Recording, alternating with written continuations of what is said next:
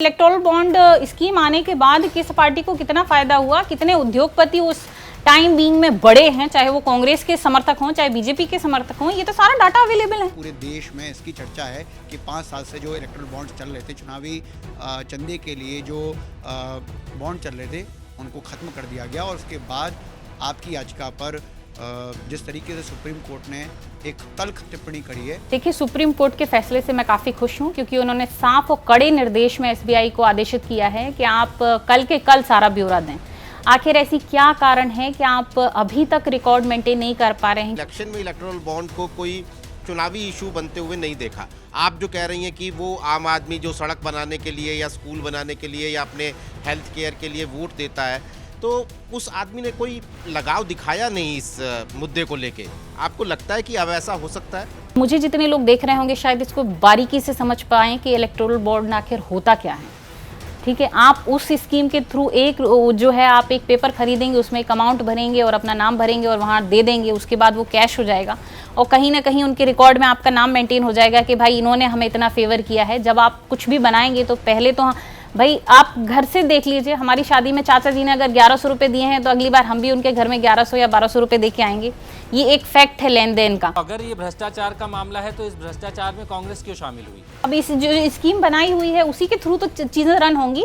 Congress voluntary क्यों नहीं बता देती है कि उसको किस उद्योगपति ने कितना चंदा दिया? भाजपा पर नैतिक दबाव बन जाएगा आपने बताने का। ये बताना चाहिए, मुझे लगता है इसमें कोई दो मत ही नहीं है। भाई हम जब चोरी कर ही नहीं रहे तो डर किस बात का? आपने फिर से एक पिटीशन लगाई है इलेक्शन कमिश्नर को लेकर, जो अरुण गोयल चले गए हैं। प्रधानमंत्री, नेता प्रतिपक्ष और इनका ही एक मंत्री, मतलब 3 में से 2 वोट उन्हें अपने पास रख लिए और एक को फ्री कर दिया। तो अब आप खुद बताइए इसमें सोच के कि इसमें पार्शलिटी हो सकती है और नहीं हो सकती है। आपको क्या लगता है कि कांग्रेस कितने नंबर लेकर आ सकती है इन लोकसभा इलेक्शंस में? अगर ये चीज़ें डिस्क्लोज होंगी, सारा जो मैंने कोशिश किया और वो सब चीज़ें सबके सामने आएंगी, तो निश्चित रूप से हमारे देश को समझ में आएगा कि आखिर क्या खेल चल रहा है।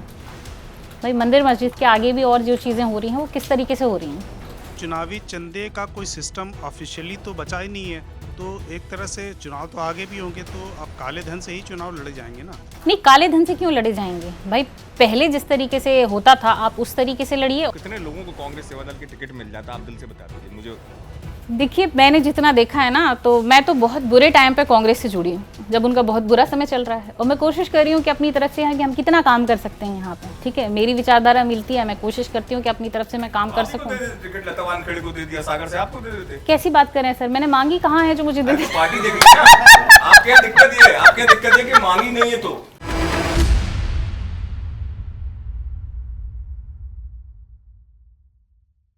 नमस्ते, मैं अविचल दुबे न्यूज़ तक के इस मंच पर आप सभी का इस्तकबाल करता हूं। मंच से कोशिश है लगातार आपको रूबरू कराने की उन पर्सनैलिटीज़ से जो इस वक्त चर्चा में हैं और ज़रूरी जानकारी हमें मुहैया करा रहे हैं, या कह सकते हैं कि इस समय चुनाव से जस्ट पहले जो है जो इस देश में माहौल कायम है उसकी वजह में कहीं ना कहीं उनका इन्वॉल्वमेंट है। आज हमारे यहाँ जो मंचासीन अतिथि हैं उनका नाम है डॉक्टर जया ठाकुर। डॉक्टर जया ठाकुर को हम एक तरह से कांग्रेस की नेत्री के रूप में जानते हैं, लेकिन अभी की अगर रेलिवेंस में अगर बात करें तो एसबीआई वाले मसले पर, ख़ास तौर पर कहूँगी इलेक्टोरल बॉन्ड्स वाले मसले पर एसबीआई को जो फटकार पड़ी है उसमें जो मुख्य याचिकाकर्ता रही उसमें डॉक्टर जया ठाकुर का नाम भी है। डॉक्टर जया, आपका खूब सारा स्वागत है इस मंच पर। हमारी मंच पर कोशिश ये रहती है कि आपके बारे में हम एक एस्पेक्ट्स को नहीं जाने, तमाम चीज़ों को जाने। तो पहले ही सवाल में मैं आपसे ये कहूँगा कि आप अपने बारे में ज़रूर बताएं। आप कहाँ से आते हैं? बाय प्रोफेशन आप डॉक्टर हैं और उसके साथ साथ कांग्रेस की नेता के साथ, और यहाँ मतलब सुप्रीम कोर्ट के मसलों में भी आपकी दिलचस्पी है। जी, बेसिकली मैं एमपी से बिलोंग करती हूँ। मेरा बर्थ बंडा में हुआ, जो सागर डिस्ट्रिक्ट में आता है, और मैं एक पॉलिटिकल फैमिली से बिलोंगिंग है मेरी। इस वजह से पॉलिटिक्स में रुचि भी रही है, और चूँकि शुरू से जितने भी मेरे फैमिली मेम्बर्स रहे उनकी कोशिश रही है कि उस एरिया की जनता के लिए, वेल बीइंग के लिए हम किस तरीके से काम करें। मेरे शहर में मेरे गांव में जो मेरा घर है वहाँ पे जो पहला स्कूल खुला है नर्स उसके पहले वहाँ पे कोई भी प्राइवेट स्कूल नहीं था, वो भी मेरे जो बड़े पापा हैं उन्होंने खुलवाया था। तो हमने शुरू से ही देखा है कि किस तरीके से लोगों की मदद करने के लिए सभी लोग आगे रहते थे और उनकी कोशिश रहती थी कि जितना हम लोगों को सर्व कर सकें वो अच्छा। उसी के तहत उन्होंने मुझे डॉक्टर बनाया कि आप एक बेहतर तरीके से, चूँकि ये क्षेत्र थोड़ा सा पिछड़ा हुआ है और वहाँ पे उतनी स्वास्थ्य सुविधाएं उपलब्ध नहीं हैं, तो इसी को मद्देनज़र रखते हुए हमारे घर में 4-5 डॉक्टर्स हैं आज की डेट में और उसी के तहत पहली डॉक्टर मैं बनी, क्योंकि उनकी कोशिश थी कि हम अपने जो हमारा जो गांव था और जो जिस कॉलोनी में मैं रहती थी वहाँ कई सारी डेथ सिर्फ इसलिए हो जाती थी क्योंकि हमारे गांव से शहर का जो बड़ा हॉस्पिटल था वो काफ़ी दूर था। Even my mother expired during her pregnancy, तो वो एक बड़ा कारण रहा मेरे खुद के डॉक्टर बनने का कि हम ऐसे लोगों की मदद कर सकें जो शायद उन तक स्वास्थ्य सुविधाएं नहीं पहुंच पाती हैं। और आज भी मैं जो काम कर रही हूं उसमें मेरी कोशिश रहती है कि हम उन लोगों तक सुविधाएं पहुंचाएं जो इन सभी चीज़ों से महरूम हैं, या शहर सुविधाएं या पैसे, इन सब चीज़ों का उनके पास अभाव है। ये मेरा मेन मकसद है, जो मैंने पिटीशंस भी लगाई हैं, आप उसमें अगर देखेंगे तो हमारी कोशिश ऐसी रही है कि जो स्वास्थ्य लाभ है, क्योंकि आप देखें इंडिया में एक एजुकेशन और दूसरी हेल्थ, दो चीज़ों का ना तो बहुत अच्छे से इंश्योरेंस है और ना सरकार ने उतनी अच्छी सुविधाएं व्यवस्थाएं इन चीज़ों की कर रखी हैं। क्योंकि आप देखें गरीब भी अपने बच्चे को पढ़ाना चाहता है और एक अमीर भी पढ़ाना चाहता है, पर अल्टीमेट होता ये है कि दोनों के बच्चे ही बहुत अच्छे से नहीं पढ़ पाते हैं, क्योंकि गरीब के पास सुविधाएं कम हैं और अमीर के पास वो सोचता है कि हम बड़ी जगह पे जाएंगे इसलिए अच्छी पढ़ाई हो पाएगी और तभी पढ़ा पाएंगे। आप 90% इस देश की अगर हम युवाओं की बात करेंगे तो बहुत लोगों को लिखने पढ़ने में परेशानी है और ये फैक्ट है। ये प्रोफेशनल्स की बात कर रही हूँ मैं, जो इलिटरेट हैं वो एक अलग बात है। तो हमारी कोशिश है कि हम इन चीज़ों पे काम करें। दूसरी आप सेहत की देखें तो यहाँ इतना टैबू है, लोग बात नहीं करते हैं, एमसी के बारे में बात नहीं करते हैं, डिलीवरीज के बारे में बात नहीं करते हैं और कई सारे ऐसे इश्यूज़ हैं जो घर में डिस्कस होने चाहिए पर वो नहीं होते हैं। उस वजह से कारण क्या होता है, कहीं ना कहीं या तो ये बीमारी का शिकार होते हैं या ऐसे किसी लत में पड़ते हैं या बाहर से कुछ ऐसे रॉन्ग इन्फॉर्मेशन उन्हें मिलती है जो कहीं ना कहीं उनके लिए नुकसानदेह होती है। आप देखें हमारे देश में अगर एमसी आती है तो उसको एक बड़ा टैबू माना जाता है, घर में डिस्कस नहीं होता है। जब डिस्कस ही नहीं हो रहा है तो बच्चा पहली बार जाके क्या कहेगा कि मुझे क्या चाहिए। हमारे यहाँ तो एक्सेप्टेंस ही नहीं है। आप कुछ समय पहले देखें तो एक ब्लैक पॉलिथीन में कहूंगा कि एमसी को यहाँ पर हम लोग बता दें कि मेंस्ट्रुअल साइकिल आप कह रही हैं, जो यस पीरियड्स आते हैं महिलाओं को, उसके बारे में आप कह रही हैं। उसके बारे में बात करिए। मैं खुद मतलब 10 साल पहले तक, ये अभी भी आप देखें 90% स्टोर्स में ये ब्लैक पॉलिथीन में इस तरीके से रैप करके दी जाएगी जैसे आपको कोई स्मगल्ड आइटम दिया जा रहा हो, बस आप कोकीन लेके चले आ रहे हैं। मतलब इसको डिस्कस करना चाहिए लोगों को कि इट इज़ हाइजीनिक एंड वो यूज़ करना चाहिए। आप ये देखिए मूवी बनी है तब लोगों को थोड़ा बहुत इन्फॉर्मेशन मिली है, अदरवाइज़ आज भी हमारी जो बच्चे हैं और जो बच्चियाँ हैं जो गांव में रूरल एरिया में आप देखें तो बहुत गंदा कपड़ा यूज़ करते हैं और उसको धूप में सुखाते भी नहीं है, बिकॉज धूप जो होती है एक नेचुरल जो है जर्म किलर होती है। तो अगर आप उसको धूप में भी सुखाएंगे तो भी उससे डिसइंफेक्टेंट होगा, वो डिटॉल तो सवाल ही नहीं उठता कि वहाँ मिलेगा। उसको बड़े शेड में और गंदे तरीके से सुखाया जाएगा, फिर वही वो यूज़ करेंगे और आगे चल के यही एक पीसीओडी का, इनफर्टिलिटी का और कई सारे फंगल इन्फेक्शन डेवलप होने का कारण बनता है। तो हमारी कोशिश रही है कि हम इन चीज़ों पर भी काम करें जो मतलब सभी लोगों के लिए फ़ायदेमंद है, ना बीजेपी ना कांग्रेस ना किसी भी पार्टी नहीं, बट एक जो मैन के लिए, एक एवरी सिटीजन के लिए जो फ़ायदा करता है। हम कोशिश करते हैं कि हम ऐसी चीज़ों को आगे बढ़ाएं और इस पर मेरी पिटीशन पे सुप्रीम कोर्ट ने ऑर्डर जारी किया और सभी स्टेट्स में ये लागू हुआ और Kerala is the first state who started this process. उनके स्टेट में ये शुरू हुआ है कि हर सरकारी स्कूल में गर्ल्स को जो 12th तक की एजुकेशन लेती हैं 8th 9th से शायद शुरू करते हैं, और जिस तरीके से मिड डे मील का कॉन्सेप्ट आया है, अब सैनिटरी पैड फ्री डिस्पर्स की जाएगी वहाँ पे, प्लस एक स्वीपर की व्यवस्था की जाएगी, क्योंकि अगर आप टॉयलेट बना भी देते हैं, if you are not maintaining that well, तो वो भी अपने आप में एक बहुत सारे इन्फेक्शंस का कारण बनता है। आप देखिए, आप कई लोगों को पता नहीं होता है, लेकिन जब वो ट्रेन्स में या अनहाइजीनिक टॉयलेट का यूज़ करते हैं तो बैक्टीरिया आप पे जो है ड्यूरिंग यूरिनेशन आपको इन्फेक्शन लग जाता है और यूटीआई का कारण बनता है, जो आगे चल के फिर आपके ब्लैडर को और किडनी तक में पहुंच जाता है। आप डेंटिस्ट बनी और उसके बाद जो है आप कांग्रेस में आई। यस। ये आप और मेंशन करते हैं कि ये कैसे घटनाक्रम हुआ? एक्चुअली डेंटिस्ट मैं बनी क्योंकि मेरे पेरेंट्स चाहते थे कि मैं जो है मेडिकल लाइन में जाऊं, बिकॉज क्योंकि मेरे घर में ही कुछ ऐसे सर्कमटेंसेस थे जिस वजह से उनको काफ़ी हर्ट हुआ था। और उसके बाद ग्रेजुअली जब हम काम कर रहे थे तो कुछ मेरे फ्रेंड्स ऐसे मेरे टच में आए जो कह रहे हैं कि आप जब इतना काम कर रहे हो तो why not doing with a platform. तो उनके द्वारा मैं कांग्रेस में आई और फिर कांग्रेस में भी मैंने काम किया काफ़ी सारा। मध्य प्रदेश में भी हमने काफ़ी सारे मुद्दे उठाए और जो है वहाँ पे भी हम कोशिश करते हैं कि कितना अच्छा काम हम कर सकते हैं। जैसे वुमेन रिजर्वेशन का मैंने जो हमारी कांग्रेस ने मुद्दा उठाया था कि वुमेन रिजर्वेशन होना चाहिए, उसके लिए भी मैंने पिटीशन लगाई थी कि अगर होना चाहिए तो इसी बार ही आप लागू कराएं। जैसा कि सरकार कह रही है कि हम वुमेन रिजर्वेशन दे रहे हैं, तो वुमेन रिजर्वेशन दे रहे हैं तो जब उन्होंने 15 ईयर के लिए ही सिर्फ ये किया है तो why not this time? You can start from 24 ना। फिर आप किस चीज़ का वेट करें कि हम 5 साल बाद इंप्लीमेंट कराएंगे? अगर आप किसी को समय पे मतलब अगर आपने किसी निर्णय को ले लिया, आप कह रहे हैं कि हम वुमेन्स के साथ हैं, वुमेन्स के साथ हैं, तो फिर अभी से रिजर्वेशन क्यों नहीं दे रहे हैं? तो मैंने उसमें भी कोशिश करी थी कि अगर वो करें, क्योंकि ये सिर्फ 15 साल की स्कीम है। अगर 15 साल के बाद ये रिजर्वेशन लागू नहीं होगा तो कहीं ना कहीं तो ये छलावा हुआ कि 5 साल आपने उनके ले लिए और आप कह रहे हैं कि मैं आपके फेवर की बात कर रहा हूँ। फेवर की बात कर रहे हैं तो अभी से रिजर्वेशन दें ना, इस इलेक्शन में क्यों नहीं दे रहे हैं भाई? अगर आप चाह रहे हैं कि महिला नेता आगे आएँ तो महिला नेताओं के लिए आप कुछ करें भी, तो इसी बार से दें। आप कितनी टिकट दे सकते हैं? और मुझे लगता है पॉलिटिकल रिजर्वेशन तो बहुत कम है वुमेंस का। आप देखें आपके खुद के ऑफिस में आप अगर काउंटिंग करेंगे तो 20 और 80 का रेशियो दिखेगा और एवरी फील्ड में ये प्रॉब्लम है। नहीं, यहाँ तो काफ़ी अच्छा है कि ऐसा नहीं है कि 20-80 का है।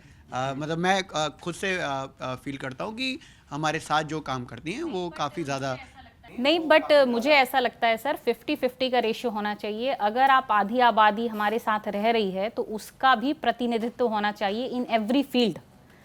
और वुमेन्स की जो प्रॉब्लम्स होती हैं वो मेन से काफ़ी मेजर होती हैं। आप देखिए जब बच्चियां पढ़ती हैं, जिन घरों की भी बच्चियां पढ़ी हैं, तो वो साथ साथ में उन पे काम का भी प्रेशर होता है कि बच्ची बड़ी हो रही है, उसको ये सिखाओ वो सिखाओ। वो मिसलीनियस काम करते हुए साइंस मैथ्स पढ़ रही होती है, जबकि बेटे को ऐसा नहीं करना होता। वो क्रिकेट खेल के टीवी देख के मैथ्स साइंस पढ़ रहा होता है। तो उनके लिए भी मुझे लगता है इन एवरी फील्ड उनको कुछ ना कुछ रिजर्वेशन देना चाहिए जिससे वो ऑन टाइम वो जॉब को गेट कर सके। क्योंकि मैं कई सारे अपने दोस्तों को देखती हूँ और जिन लोगों से हम बात करते हैं, इतने से अच्छी पढ़ी लिखी लड़की जब शादी करके जाती है तो उस पर एक पूरे परिवार की जिम्मेदारी होती है। 2 साल बाद उस पर प्रेशर डाला जाता है कि आप कहीं ना कहीं से बस बच्चा कर लो, एक बच्चा हो जाए फिर बढ़िया हो जाएगा, लड़का हुआ तो लड़की कर लो, लड़की हुई तो एक लड़का तो कंपलसरी है, होना ही चाहिए।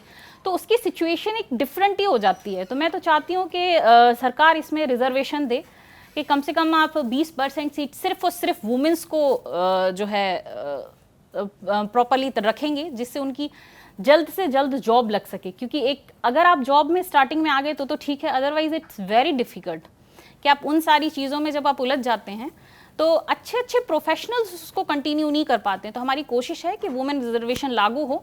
जब आप उनको इतना रिजर्वेशन देंगे तभी वो आगे बढ़ पाएंगे, क्योंकि हमारा जो सोशल स्ट्रक्चर है वो आज भी लंदन के कंपेयर में बहुत कमतर है। यहाँ पे कितनी भी आप IAS कैटेगरी की महिला को देख लो, घर पे जाके एक्सपेक्ट करते हैं पूरे घर वाले के बस चाय तो ये आएंगी तो दीदी बनाएंगी। तो मेरी तो कोशिश है कि हम इस मानसिकता से बाहर निकलें। और मैं जितने लोगों से मिलती हूँ ये कोशिश भी करती हूँ कि अगर जिनकी बहुएं बेटियां काम कर रही हैं तो वो एटलीस्ट 1000 रुपये खर्च करके अपने घर में एक मेड की नियुक्ति करें, जिससे वो जो अनपढ़ महिला है वो भी 1000 रुपये कमा सके और जो 60,000 रुपये कमा रही है एटलीस्ट उसको लौट के आके एक कप चाय मिल सके। तो ये मेरी कोशिश रही है कि सोशली भी हम ये चेंज लाएं। अच्छा और ज़रूरी विचार है जो आपने अब तक बताया। इसके साथ साथ बात करते हैं कि 15 फरवरी को सुप्रीम कोर्ट ने इलेक्टोरल बॉन्ड्स को लेकर साफ तौर पर कहा कि ये आज से अब से बंद होते हैं और स्टेट बैंक ऑफ इंडिया को इसका ब्यौरा बताना पड़ेगा। लेकिन उसके बाद आप जाती हैं सुप्रीम कोर्ट और एक पिटीशन लगाती हैं और उस पर जो हाल ही में जो फैसले पर फैसला कह सकते हैं टिप्पणी आई है वो बहुत इंपॉर्टेंट है। पूरे देश में इसकी चर्चा है कि 5 साल से जो इलेक्टोरल बॉन्ड्स चल रहे थे, चुनावी चंदे के लिए जो बॉन्ड चल रहे थे, उनको ख़त्म कर दिया गया। और उसके बाद आपकी याचिका पर जिस तरीके से सुप्रीम कोर्ट ने एक तल्ख टिप्पणी करी है, उसको आप किस तरीके से देखती हैं? देखिए, सुप्रीम कोर्ट के फैसले से मैं काफ़ी खुश हूँ, क्योंकि उन्होंने साफ और कड़े निर्देश में एसबीआई को आदेशित किया है कि आप कल के कल सारा ब्यौरा दें। आखिर ऐसी क्या कारण है कि आप अभी तक रिकॉर्ड मेंटेन नहीं कर पा रहे हैं? क्योंकि आप देखिए, पिछले टाइम से जब 15 फरवरी को लगा था, उससे कल की डेट तक 26 डेज कवर हो चुके हैं। और जब आप इलेक्टोरल बॉन्ड लेते, स्कीम जो भी लेता है, व्यक्ति अपना नाम तो भरता ही है, तो वो नाम और अमाउंट भी भरता है, तो वो दो चीज़ें डिस्क्लोज करने में आखिर इतना समय क्यों लग रहा है? तो कहीं ना कहीं मुझे लगता है ये इसको डिले करने की कोशिश है। जैसा कि उन्होंने समय मांगा, तो कोर्ट ने उन्हें ज़बरदस्त तरीके से फटकार लगाई है कि कोई समय की आवश्यकता नहीं है, कल के कल आप इसको जो है डाटा डिस्क्लोज करें और ऑनलाइन इलेक्शन कमीशन की वेबसाइट पे 15 तक अपलोड करें। और अगर ऐसा नहीं होता है तो आप पे कार्रवाई की जाएगी कि आप इसकी अवेलना कर रहे हैं। जया जी, आपने जब इलेक्टोरल बॉन्ड के खिलाफ याचिका लगाई थी तो आपकी क्या आशंका थी? मतलब आपको क्यों लगा ये याचिका लगाई जानी चाहिए, या इसके साथ गलत क्या हो सकता है, सही क्या हो सकता है? आपका मकसद क्या था वो याचिका लगाने का? जी, मेरा मकसद था कि जितनी भी जो भी चंदा पार्टीज को दिया जाता है, वो नाम और अमाउंट डिस्क्लोज हो। क्योंकि आप देखें, जब सरकार स्कीमें बनाती है तो कहीं ना कहीं ऐसी चीज़ें उसमें सामने आती हैं कि किसी को फेवर करने के लिए बना रहे हैं, चाहे वो कॉर्पोरेट जगत हो या अन्य को। जिसने जितना चंदा दिया है, कहीं ना कहीं वो पीछे से कुछ चाहता भी है, तभी पार्टी को फंड देता है। लेकिन मेरा ऐसा मानना है कि जब सरकार एक गरीब का वोट लेती है, जब गांव का व्यक्ति वोट करने जाता है, तो इस आशा के साथ जाता है कि पिछले 5 वर्ष में शायद उसके गांव में एक नई सड़क आ जाए, शायद इलेक्ट्रिसिटी 24 घंटे आने लगे, या उसके क्षेत्र में एक यूनिवर्सिटी आ जाए जिससे उसके बच्चे को शहर पढ़ने ना जाना पड़े। तो मैं चाहती हूँ कि ये चीज़ डिस्क्लोज होगी और सबके सामने रहेगी, तो कॉर्पोरेट जगत को जो फ़ायदा होता है, बैकडोर फ़ायदा, वो उसको हम रोक सकते हैं। और जो स्कीम बनेंगी वो हर उस व्यक्ति के लिए बनेंगी जो शायद सरकार को कुछ देने में सक्षम नहीं है, चाहे वो एक गरीब किसान का बेटा हो या एक चूल्हा फूकने वाली माँ हो जो सारा दिन जो है खाना बनाती है, अपने परिवार को परेशान होती है, और वो इस आशा में है कि कल के दिन कोई एक अच्छी सुविधा आएगी और उसको लाभ होगा या उसके बच्चे एक अच्छी नौकरी में जाएंगे। तो मैं चाहती हूँ कि इस तरीके की चीज़ें हमें रुकनी चाहिए। इसी वजह से मेरा एक मेन मकसद था कि अगर कोई भी चंदा देता है पार्टीज को, तो डिस्क्लोज होना चाहिए, जिससे कॉर्पोरेट जगत ही सिर्फ फायदा ना ले। आप कई सारे पेपर में देखते हैं कि करोड़ों की जमीन 100 रुपए में मिल गई इनको, बड़ी बड़ी कंपनी इसको सो कॉल्ड, और एक गरीब आदमी अपना एक 2 कमरे का बनाने के लिए घर 10 साल का लोन लेता है सिर्फ 2 कमरे बनाने के लिए। तो मेरी कोशिश है कि ये चीज़ें यहाँ रुकनी चाहिए। इंडिया में किसी संसाधन की कमी नहीं है, लेकिन हमारे यहाँ का जो इंफ्रास्ट्रक्चर है, जो सिस्टम बना हुआ है, वो एक आम आदमी की ग्रोथ को होने नहीं देता है। तो हमारी कोशिश है कि अगर इन चीज़ों पे लग सकती है, देन व्हाई नॉट। आप मतलब वेलफेयर से जुड़ी हुई मुद्दों पर, डॉक्टरी से जुड़े हुए मुद्दों पर, बाकी मुद्दों पर काम कर रही थी। ये इलेक्टोरल बॉन्ड काफ़ी टेक्निकल सा इशू है, तो कुछ लोगों के मन में ये सवाल है कि जया ठाकुर का जो पुराना इतिहास है वो मैच नहीं करता है। इलेक्टोरल बॉन्ड के खिलाफ याचिका अचानक आप लेके आ गई, मतलब ये कैसे हुआ? सर देखिए, आप कोई भी अगर काम करें, आप निचले स्तर पे करेंगे तो आप चेंज नहीं ला पाएंगे। आप पर्सन टू पर्सन कितना आप उसको वेलफेयर कर सकते हैं। हमारी कोशिश रहती है कि हम लोगों को एजुकेट करें, या मेरे जो एनजीओ है हम उसके थ्रू भी करते हैं, पर वो उस लेवल पे नहीं आ पाएगा। तो मैं चाहती हूँ कि अगर चेंज हो तो बड़े लेवल पे हो, नीचे का तो अपने आप ही ठीक हो जाना, ऐसा मेरा मानना है। अच्छा, एक सवाल और है कि 2019 के बाद तो कई चुनाव हुए देश में, और ये सवाल कांग्रेस पार्टी और विपक्षी पार्टियां इलेक्टोरल बॉन्ड पे लगातार उठाती रही, एनजीओज उठाते रहे, बहुत सारे मीडिया के संस्थान है वो उठाते रहे, लेकिन हमने किसी इलेक्शन में इलेक्टोरल बॉन्ड को कोई चुनावी इशू बनते हुए नहीं देखा। आप जो कह रही हैं कि वो आम आदमी जो सड़क बनाने के लिए या स्कूल बनाने के लिए या अपने हेल्थ केयर के लिए वोट देता है, तो उस आदमी ने कोई लगाव दिखाया नहीं इस मुद्दे को लेके। आपको लगता है कि अब ऐसा हो सकता है? जी बिल्कुल ऐसा हो सकता है। देखिए, लगाव इसलिए नहीं दिखाया क्योंकि पहली बात तो कितने लोग इस चीज़ को जानते हैं। अब मुझे जितने लोग देख रहे होंगे शायद इसको बारीकी से समझ पाएँ कि इलेक्टोरल बॉन्ड आखिर होता क्या है। ठीक है, आप उस स्कीम के थ्रू एक जो है, आप एक पेपर खरीदेंगे, उसमें एक अमाउंट भरेंगे और अपना नाम भरेंगे और वहाँ दे देंगे, उसके बाद वो कैश हो जाएगा और कहीं ना कहीं उनके रिकॉर्ड में आपका नाम मेंटेन हो जाएगा कि भाई इन्होंने हमें इतना फेवर किया है। जब आप कुछ भी बनाएंगे तो पहले तो भाई आप घर से देख लीजिए, हमारी शादी में चाचा जी ने अगर 1100 रुपये दिए हैं तो अगली बार हम भी उनके घर में 1100 या 1200 रुपये दे के आएंगे। ये एक फैक्ट है लेन देन का। तो इस चीज़ को लोगों को समझने में थोड़ी तकलीफ है। एक तो टेक्निकल चीज़ें हैं, ऊपर से इलेक्टोरल बॉन्ड जैसे बड़े बड़े शब्द हैं, तो इस चीज़ को लोगों को समझने में परेशानी है। बट वास्तविकता ये है कि कहीं ना कहीं ये मनी लॉन्ड्रिंग को, करप्शन को और बहुत सारी ऐसी चीज़ों को बढ़ावा दे रहा है, जैसे शेल कंपनीज़ हैं। तो जो खुद नुकसान में चल रही हैं और करोड़ों का फंड जो पार्टीज को दे रही हैं, तो आखिर वो क्या है? फेवरिज्म ही कहेंगे इसको। एसबीआई ने कोर्ट को मना किया कि हम जून तक दे नहीं सकते हैं जो डाटा आप हमसे मांग रहे हैं। कोर्ट ने कहा कि एसबीआई को देना पड़ेगा, 15 मार्च की तारीख लगा दी। तो इसको बड़ा सेलिब्रेट किया जा रहा है कि बहुत लताड़ लगाई समाज एसबीआई को, स्टेट बैंक ऑफ इंडिया को। तो स्टेट बैंक ऑफ इंडिया का क्या इंटरेस्ट था, वो क्यों टालना चाहता था इसको? देखिए, इंटरेस्ट वो ऐसी क्या चीज़ है, मुझे लगता है कि वो उनके पास डाटा नहीं है। अगर आपके पास कोई चीज़ रिटर्न में लिखी है तो आप उसे कल के कल दे सकते हैं, बट दिक्कत ये है कि तब वो रिटर्न में ना लिखी हो या आपको कुछ मैनेज करके लिखना हो। भाई अगर वो खुद कह रहे हैं कि हम नहीं दे पाएंगे और हमें समय चाहिए, मतलब वो खुद ही एक्सेप्ट कर रहे हैं कि उन्होंने कुछ गड़बड़ किया हुआ है, मैनिपुलेशन कुछ ना कुछ है वहाँ पे। तो मुझे लगता है ये साफ इस चीज़ को दर्शाता है कि मैंने जो पिटीशन लगाई थी निश्चित रूप से वो बिल्कुल सही है। क्या सरकार से सांठ-गांठ करके या बैंक का अपना इंटरेस्ट इसमें है? Maybe, I have no idea about that. वो तो वही बता सकते हैं जी, बेहतर तरीके से कि आखिर क्या कारण है कि वो डाटा डिस्क्लोज नहीं कर पा रहे हैं। डॉक्टर साहिबा, ये इलेक्ट्रल बॉन्ड वाला जो इशू है, क्या आप लोग को लगता है कि अभी भी एसबीआई जो जानकारी देगा उससे आपका पर्पज़ सॉल्व हो जाएगा कि किस पॉलिटिकल पार्टी को किस उद्योगपति ने कितना चंदा दिया है? क्या ये जानकारी सामने आने वाली है? हमारा दर्शक तो ये जानना चाह रहा है। यस, अगर ये डिस्क्लोज करते हैं और अपनी वेबसाइट पे अपलोड करते हैं तो किसी भी पार्टी को कितना चंदा देते हैं और उसके बाद इनके फेवर में क्या स्कीम बनी है, जहां इनके प्रोजेक्ट जहां इनकी कंपनीज लगी हैं वहां कौन सा नया पावर प्लांट सरकार की तरफ से लगाया गया, कौन सा नया 4 लाइन हाईवे बनाया गया जहां से इनका माल जो है आसानी से एक्सपोर्ट या इम्पोर्ट हो सके, तो निश्चित रूप से ये चीज़ें बाहर आएंगी और कहीं ना कहीं ये हमारे लिए फ़ायदेमंद होगा। नहीं, हम लोगों ने लगातार देखा है कि कांग्रेस नेता राहुल गांधी कॉरपोरेट्स को लेके खास तौर पर बीजेपी को टारगेट करते हैं, खास करके पीएम मोदी के जो कॉरपोरेट दिग्गजों के साथ जो उनके रिश्ते हैं अडानी के साथ या अंबानी के साथ, उसको लेके वो टारगेट करते रहते हैं। तो मतलब मेरा सवाल ये है कि आप तो एक पार्टी से भी एसोसिएटेड हैं, कांग्रेस से।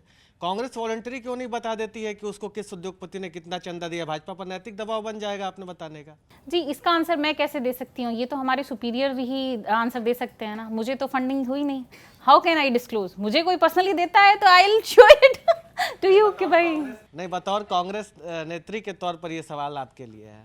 नहीं, ये देखिए, पहली बात तो ये बताना चाहिए, मुझे लगता है इसमें कोई दो मत ही नहीं है। भाई हम जब चोरी कर ही नहीं रहे तो डर किस बात का?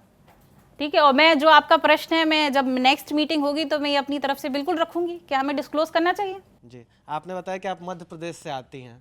बड़ा इंटरेस्टिंग चुनाव हुआ मध्य प्रदेश में विधानसभा का। जी, तमाम सर्वे कह रहे थे कि जीत रही है कांग्रेस वहाँ पर।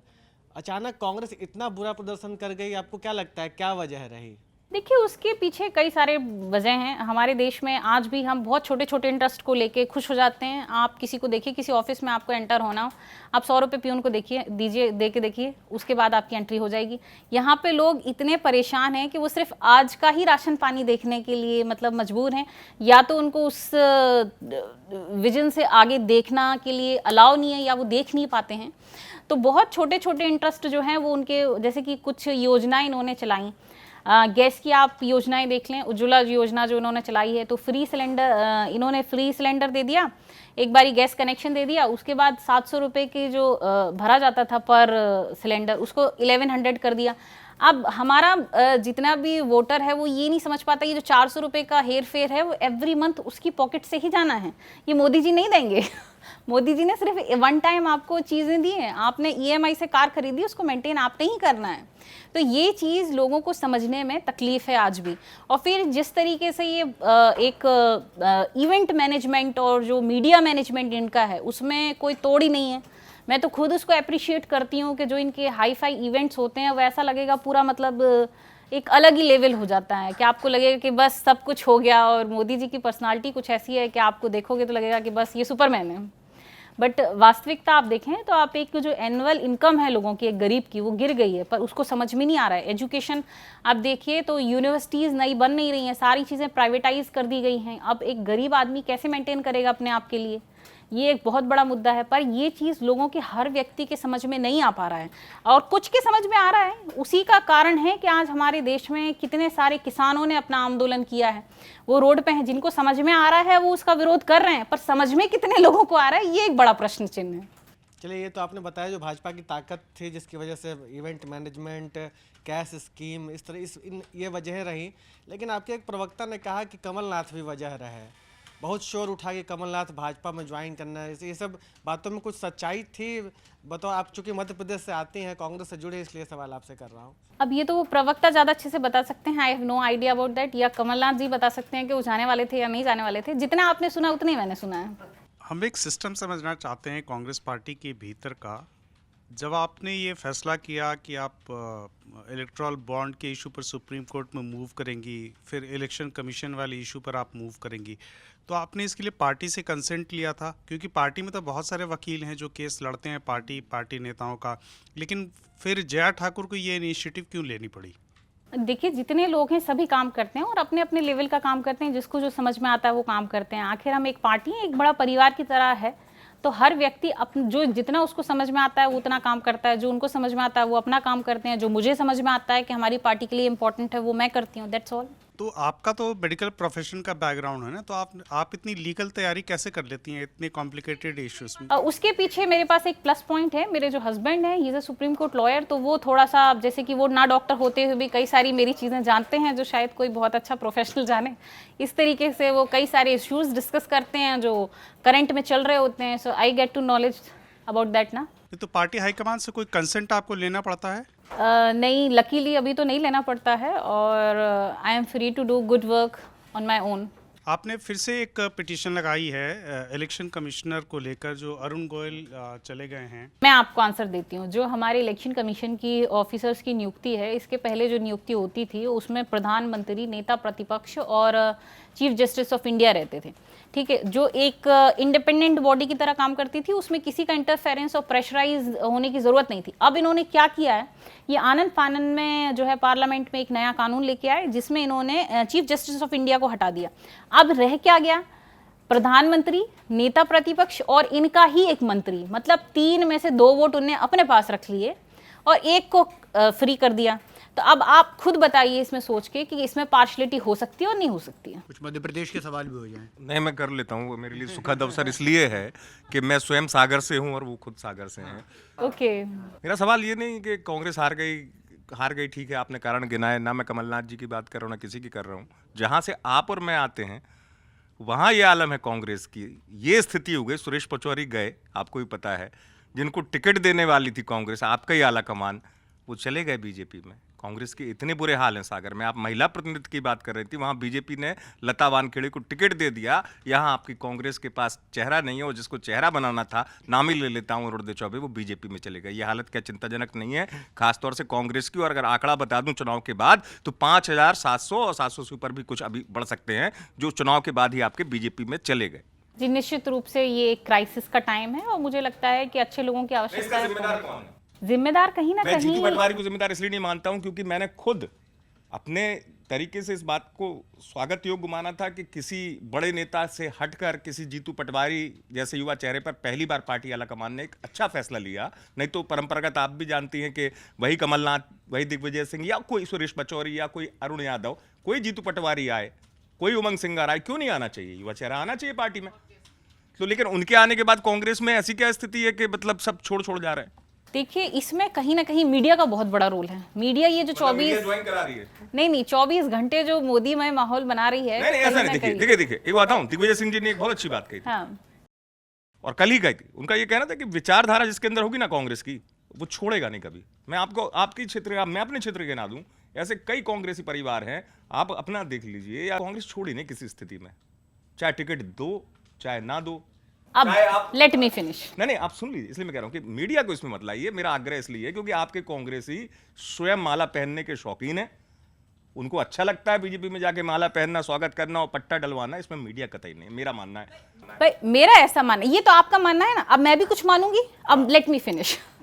ठीक है, मेरा ऐसा मानना है कि जो 24 घंटे, हो सकता है आपका चैनल ना हो, और मैं एग्री करती हूँ कि आपका चैनल नहीं है, that's why I am here.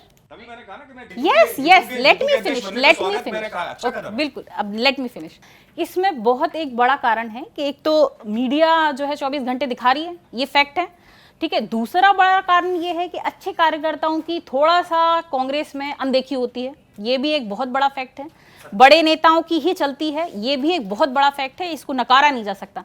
पर चीज़ें बदल रही हैं। जब एक नई बिल्डिंग पुरानी बिल्डिंग जब गिरती है और नई बिल्डिंग जब बनती है, पहले तो पुरानी बिल्डिंग को पूरा ही धराशाही करना पड़ता है नींव तक, तब उसके बाद हम एक नई नींव रखते हैं। तो मैं तो कहूँगी जितने जा रहे हैं पुराने घाट टाइप के आदमी, तो बिल्कुल वेलकम है, आप जाइए, हम एक नई कांग्रेस और नई पृष्ठभूमि सुरेश पचौरी बनाएंगे। के जाने का स्वागत है। बिल्कुल भाई, जो हमारे साथ नहीं है वो हमसे बाहर हो, वो बेहतर है भाई। हम एक नए व्यक्ति को, ऐसे व्यक्ति को लाएंगे जो एटलीस्ट हमारे साथ स्टैंड करे, चाहे भले उसका पावर कम हो। He will make the change. सच बात है। और यही आपकी एक और दिक्कत है कांग्रेस की, कि जो सबसे ज्यादा मेहनती है ना, बीजेपी से तुलना होती है, वहां कांग्रेस सेवादल कब, आज से नहीं, कब से कितनी मेहनत करते हैं और कितने लोगों को कांग्रेस सेवादल के टिकट मिल जाता है, आप दिल से बता दीजिए मुझे। देखिए, मैंने जितना देखा है ना, तो मैं तो बहुत बुरे टाइम पे कांग्रेस से जुड़ी हूँ, जब उनका बहुत बुरा समय चल रहा है। और मैं कोशिश कर रही हूँ कि अपनी तरफ से कि हम कितना काम कर सकते हैं यहाँ पे। ठीक है, मेरी विचारधारा मिलती है, मैं कोशिश करती हूँ कि अपनी तरफ से मैं काम कर सकूँ। टिकट लता वानखेड़े को दे दिया, सागर से आपको दे देते। कैसी बात कर रहे हैं सर, मैंने मांगी कहाँ है जो मुझे अरे तो पार्टी देखेगी ना। आपके यहाँ दिक्कत ये है, आपके यहाँ दिक्कत है कि मांगी नहीं है, तो क्या ये पार्टी के शोध का विषय नहीं कि मेरा कौन अच्छा और उत्कृष्ट कार्य करता है, नहीं, इस मेरे पे किस मैं कार्यकर्ता बिल्कुल, में कितनी क्षमता हाँ, है। बिल्कुल, ये मैं आपकी इससे पार्टी agree क्यों पीछे रहती है? आपकी पार्टी अध्ययन नहीं करती है। कमलनाथ जी सर्वे करवाते हैं, दिग्विजय सिंह नाम देते हैं, जीतू पीछे रह जाते हैं, और फिर ऊपर से एक अलग नाम आता है, जब तक फिर सब खेली हो जाता है। अच्छा, ये तो आपसे ही मुझे पता चल रहा है, ये आपकी इन्फॉर्मेशन मेरे लिए अच्छी होगी और मैं इस पे आगे काम कर सकूँ। बिल्कुल बिल्कुल, थैंक यू सर इन्फॉर्मेशन के लिए। जया जी, इलेक्टोरल बॉन्ड्स पर काफ़ी चर्चा हुई इस इंटरव्यू के दौरान। मेरा भी सवाल उसी से ही जुड़ा हुआ है। जब सुप्रीम कोर्ट का फैसला आता है तो आपकी पार्टी के अध्यक्ष और आपकी पार्टी के पूर्व अध्यक्ष मल्लिकार्जुन खड़गे और पूर्व अध्यक्ष राहुल गांधी दोनों ही इस पूरे मामले को भ्रष्टाचार से जोड़कर देखते हैं। एक बड़ा अमाउंट भारतीय जनता पार्टी को इलेक्टोरल बॉन्ड्स के जरिए मिला है, लेकिन कांग्रेस पार्टी को भी पैसे मिले हैं। तो अगर ये भ्रष्टाचार का मामला है तो इस भ्रष्टाचार में कांग्रेस क्यों शामिल हुई? अगर इलेक्टोरल बॉन्ड्स स्कीम भ्रष्टाचार की जननी है, राहुल गांधी का कहना है कि भारत के इतिहास का सबसे बड़ा घोटाला हो सकता है, तो कांग्रेस पार्टी ने क्यों इलेक्टोरल बॉन्ड्स के जरिए चंदा लिया? स्कीम ही वो थी, आप दूसरी स्कीम कर दें तो वो कांग्रेस पार्टी दूसरे से कर लेगी। अब इस जो स्कीम बनाई हुई है उसी के थ्रू तो चीजें रन होंगी। तो क्या कांग्रेस पार्टी जिस तरह से अभी उन्होंने डोनेट फॉर देश कैंपेन लॉन्च किया, वो अलग है इलेक्टोरल बॉन्ड से? I guess so, yes. तो फिर उस तरह का कैंपेन तो कांग्रेस पार्टी पहले ही भी लॉन्च कर सकती थी। इलेक्टोरल बॉन्ड्स हम नहीं मानते हैं, भ्रष्टाचार की जननी हो सकती है, क्योंकि कुछ राज्यों में तो आपकी पार्टी की भी सरकार रही है। तो फिर ये आरोप तो आपकी पार्टी पर भी लग सकता है कि आपकी पार्टी ने ठेकों के एवज पर इलेक्टोरल बॉन्ड्स खरीदे। जी बिल्कुल लग सकता है, क्यों नहीं लग सकता है। तो फिर नैतिकता के आधार पर कांग्रेस पार्टी किस तरह से ये क्लेम कर सकती है कि एक ये भ्रष्टाचार सिर्फ भाजपा ने किया आप है? रिकॉर्ड उठा लेना पिछले, इसमें बोलने वाली क्या बात है। आप पिछले रिकॉर्ड उठा लें कि इलेक्टोरल बॉन्ड स्कीम आने के बाद किस पार्टी को कितना फायदा हुआ, कितने उद्योगपति उस टाइम बीइंग में बड़े हैं, चाहे वो कांग्रेस के समर्थक हों चाहे बीजेपी के समर्थक हों, ये तो सारा डाटा अवेलेबल है। आप ईडी के खिलाफ भी आपने पिटीशन लगाई थी, तो ईडी का जो मामला है और इलेक्ट्रॉल बॉन्ड का जो मामला, कोर्ट का आदेश जो आया, इलेक्ट्रॉल बॉन्ड पर कोर्ट ने कहा ये बॉन्ड गलत है, लेकिन ईडी पर सरकार ने जो चेंजेस किए थे उस पर कोर्ट ने हरी झंडी दी। फिर भी जी ईडी पर जो आरोप लग रहे हैं राजनीतिक दुर्भावना के, उस पर क्या कमेंट है आपका?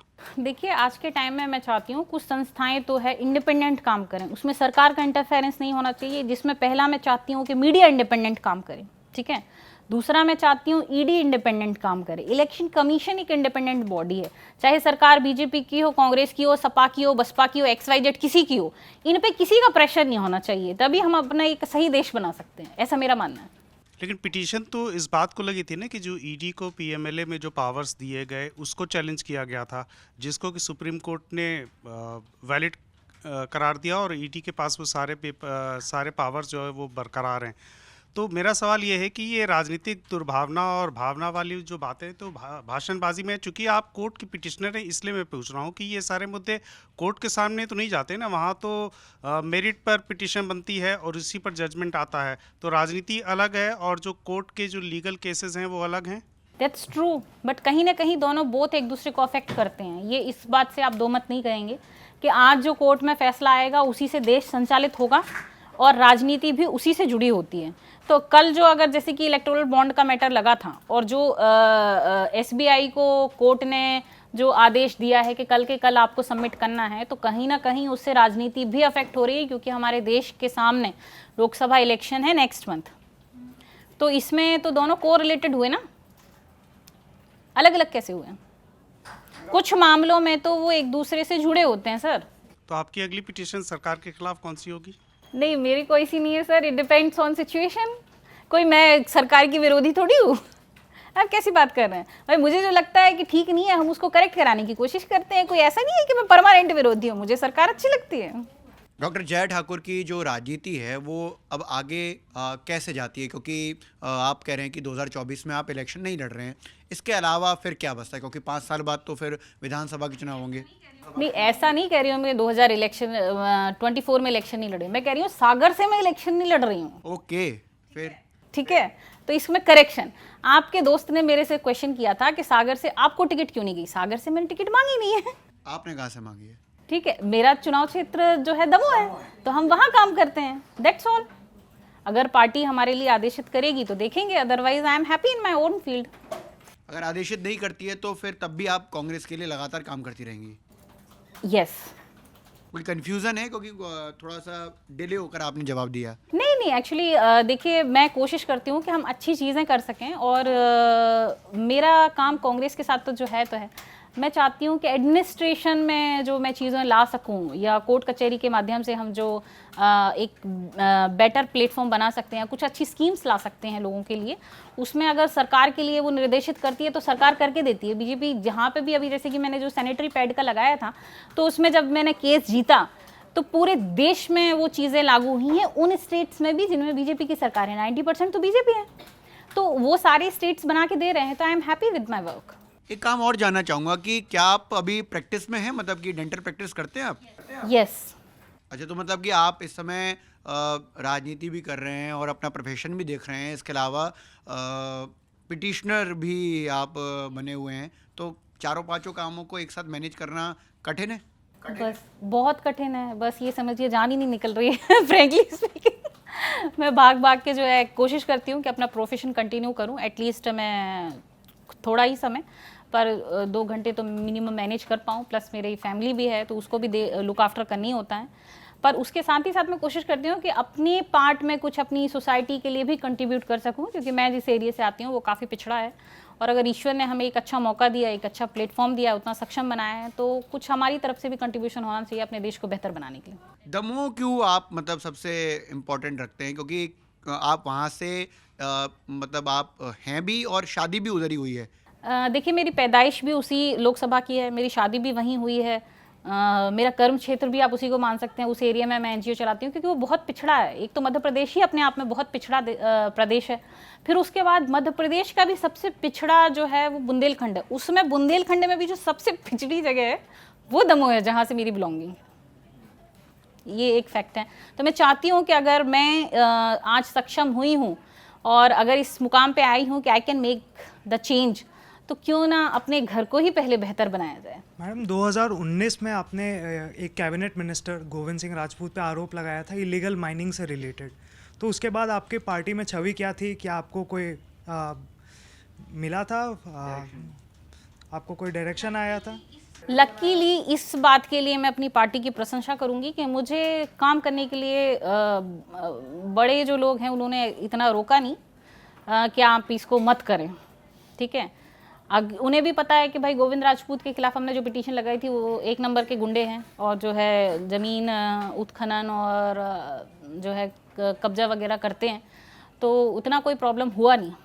तो मैम, वुमेन्स रिजर्वेशन को लेकर भी आपने एक पिटीशन फाइल किया है, तो मैम उसको आपको क्यों लगता है कि इसी समय इम्प्लीमेंट कर देना चाहिए, जबकि गवर्नमेंट का ये कहना है कि सीट्स को डिस्ट्रीब्यूट करना, कि कौन से सीट पे कौन से कैंडिडेट खड़े होंगे वुमेन कैंडिडेट, तो वो मुश्किल होता है। तो मैम आपको नहीं, उसमें मुश्किल क्या है आप बताइए। आपकी पार्टी में जो कार्यकर्ता हैं आप उनको देखें कि ये वुमेन इनको दे दीजिए, या तो फिर आप उसको मैनेज करना चाह रहे हैं कि हम 5 साल बाद अपनी ही वुमेन तैयार करेंगे, इनके एक मंत्री की लड़की हो गई, दूसरी कैबिनेट मिनिस्टर की बहू हो गई, ऐसी वुमेन को आप टिकट ना दें। इसमें वुमेन का कोई फ़ायदा नहीं हो रहा है। आप उन वुमेन को दें जो निचले लेवल से बेचारी अपने घर परिवार को छोड़ के वहाँ जो है काम कर रही हैं।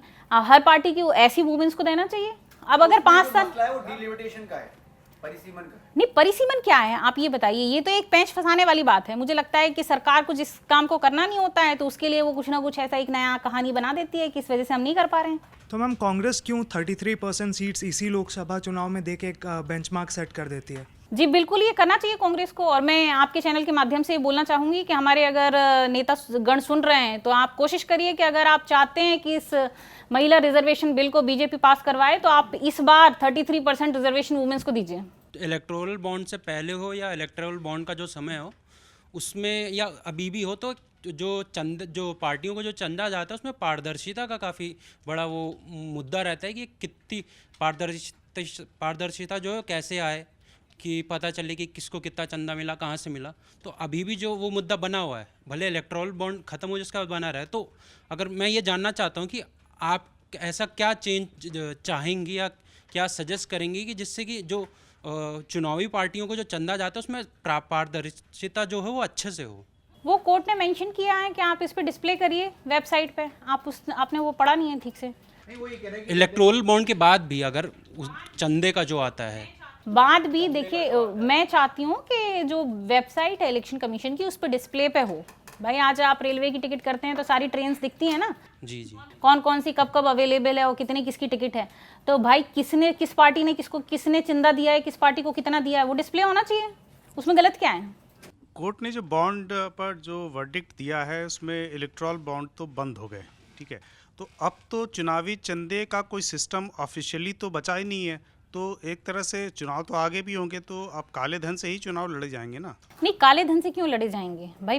पहले जिस तरीके से होता था आप उस तरीके से लड़िए। और इलेक्टोरल बॉन्ड में तो आप डिस्क्लोज नहीं कर रहे थे, आप उसको डिटेल्स को डिस्क्लोज करिए, तो ये भी ठीक है। नहीं, तो मैं वही जानना चाह रहा हूँ कि अब एग्जिस्टिंग सिस्टम क्या है जिससे कि ऑफिशियली डिक्लेयर्ड वाइट मनी जो है वो चुनावी चंदे के तौर पर किसी भी पॉलिटिकल पार्टी को दी जा सकती है। पहले जो प्रीवियसली हमारा सिस्टम था आई गेस उसके थ्रू ही होगा।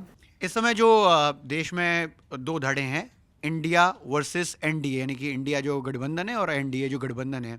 प्रधानमंत्री जी ने सदन में कहा है कि 400 पार एनडीए और 370 पार भारतीय जनता पार्टी। अभी के जो ओपिनियन पोल्स हैं वो इसी को इंगित कर रहे हैं कि इसके आसपास ही रहेगा सारा मसला। आपको क्या लगता है कि कितने नंबर्स जो हैं वो इंडिया के लिए आएंगे? क्योंकि आपकी पार्टी अमरा पार्टी है इंडिया गठबंधन की। आपको क्या लगता है कांग्रेस कितने नंबर लेकर आ सकती है इन लोकसभा इलेक्शंस में? इसके बारे में तो मेरे लिए कहना मुश्किल होगा कि किस तरीके से परफॉर्म करती है। वो कांग्रेस पे डिपेंड करता है कि वो टिकट किस तरीके से देते हैं। अगर अच्छे लोगों को देते हैं तो निश्चित रूप से कुछ अच्छे लोग चुन के आएंगे। वो अभी पूरी टिकट डिक्लेयर हुई नहीं है तो वो मेरे लिए कहना थोड़ा सा मुश्किल होगा, because I have no idea about that. But अच्छा परफॉर्म करेगी, दैट्स ऑल। अगर ये चीज़ें डिस्क्लोज होंगी, सारा जो मैंने कोशिश किया और वो सब चीज़ें सबके सामने आएंगी तो निश्चित रूप से हमारे देश को समझ में आएगा कि आखिर क्या खेल चल रहा है। भाई मंदिर मस्जिद के आगे भी और जो चीज़ें हो रही हैं वो किस तरीके से हो रही हैं। आपको लग रहा है कि जो मसला है जो इन चुनावों में सबसे ज़्यादा प्रभावी होगा वो मंदिर मस्जिद, यानी कि राम मंदिर बना है, या फिर जो हिंदुत्व राष्ट्रवाद का जो मसला है जिस पर बीजेपी सबसे ज़्यादा आगे रहती है, उस पर ही वो अपनी पिच सेट करने वाले हैं? I guess yes. ये हमारे देश का ही बस दुर्भाग्य है कि यहाँ पे मंदिर मस्जिद एजुकेशन और हेल्थ से बड़ा है। जबकि मैं जिस तरीके से देखती हूँ, मैं तो चाहूँगी चाहे वो कोई भी पार्टी हो, आप अपनी सारी पॉलिसीज़ में एजुकेशन को और हेल्थ को ही रखें कि अगर हम जीतते हैं तो यहाँ हॉस्पिटल बना के देंगे जिसमें एक से एक बढ़िया डॉक्टर होंगे एम्स लेवल के, और वो फ्री ऑफ कॉस्ट होगा जिससे किसी को सर्जरी कराने के लिए दिल्ली के एम्स में ना भागना पड़े। ऐसा मेरा मानना है।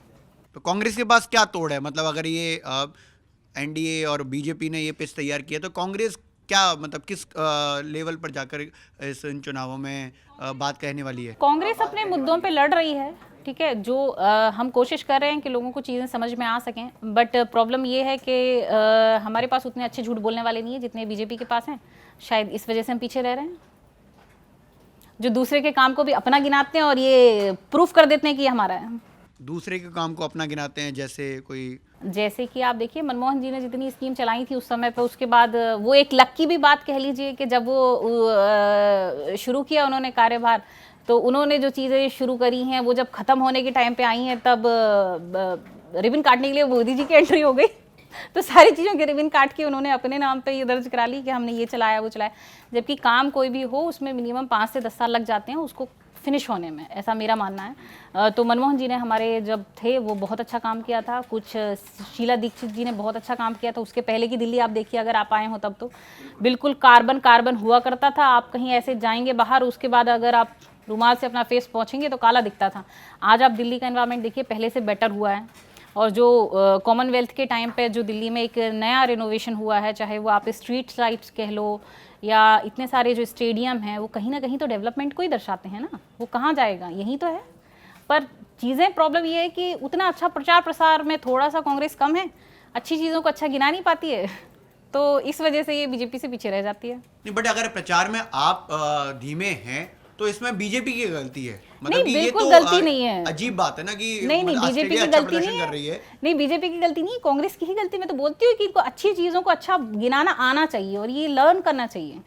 हमारी पार्टी को बीजेपी वालों से सीखने की आवश्यकता है इस चीज़ में, तो कि वो अपने बुरे कामों को भी अच्छा गिना देते हैं, हम अपने अच्छे कामों को भी अच्छा नहीं घोषित कर पा रहे कि नहीं ये आपके फायदे के लिए और ये अच्छा है। तो आप ये मान रहे हैं कि कांग्रेस का प्रचार बहुत धीमा है, या कह सकते हैं कि जो अभी सराउंड साउंड है, यानी कि सोशल मीडिया पर भी वो उस तरीके से काम नहीं करते, हाईटेक नहीं है अभी उस लेवल का, जो थोड़ा सा आना चाहिए। मुझे लगता है कोशिश कर रहे हैं कि बेटर किस तरीके से किया जा सके, और इस पे वर्कआउट हो रहा है। डेफिनेटली कुछ सालों में हो भी जाएगा, आई गेस सो। इतना कड़वा बोलकर आपको लगता है कि आपको दमोह से जो है लोकसभा प्रत्याशी बनाया जाएगा? नहीं, कड़वा बोलने वाली बात नहीं है। हम अपनी पार्टी में काम कर रहे हैं, और जो चीज़ें अगर कमी है तो कमी को तो हमने मेंशन करना पड़ेगा ना। आप ये कह के कि नहीं हम तो बिल्कुल सफ़ेद हैं, आप सफ़ेद थोड़ी हो जाएंगे। आप मेरी बात समझ रहे हैं? कुछ चीज़ें कमियां हैं जिस पे वर्कआउट होना चाहिए। मैं भी वर्क कर रही हूँ एज अ कांग्रेस वर्कर, और मैं चाहती हूँ हमारी पार्टी के बाकी लोग भी उस पर काम करें। और अच्छी चीज़ आप किसी से भी सीखो, वो गलत नहीं होती है। आपको अगर अपने विरोधी से भी उसका 100 बुराई है और एक ही अच्छाई है, तो वो एक अच्छाई सीख लेनी चाहिए क्योंकि जब आप उसकी एक अच्छाई सीख लोगे तब आपके गुण 101 हो जाएंगे। इतना साफ गोई और नेक दिली से आप बात कर रही हैं, तो आप ये बताइए कि क्या इंडिया गठबंधन सरकार बनाने की स्थिति में होगा 2-2.5 महीने के बाद? It depends on situation sir, it's too early to say something. It's too early. अभी चुनाव में हम लोग हैं, तो मुझे लगता नहीं कि हम लोग बहुत जल्दबाजी में इस सवाल को कर रहे हैं। खासतौर पर मुझे लगता है कि यहाँ से तो बहुत चीज़ें साफ दिखती भी हैं। नहीं, बिल्कुल होगी। अगर लोगों को जो चीज़ें हम दिखाना चाह रहे हैं, अगर वो साफ साफ वो समझ पा रहे हैं, तो डेफिनेटली होगी। ओके, चलिए, आपने बहुत सारे सवालों के बड़े साफ तरीके से जवाब दिए। आप अपना जो यहाँ एक्सपीरियंस है मंच पर, वो शेयर कर सकते हैं कि आपको कैसा लगा यहाँ आकर। आई एम वेरी ग्रेटफुल कि आपकी टीम भी बहुत अच्छे से वर्क करती है, और काफ़ी सारी वुमेंस भी हैं आपके ऑफिस में, और मैं चाहती हूँ कि तादाद थोड़ी और बढ़े, है ना। ये it's very good. Thank you जय जी, आप अपना समय लेकर आए और आपने सारे सवालों का जवाब दिया। बहुत बहुत धन्यवाद।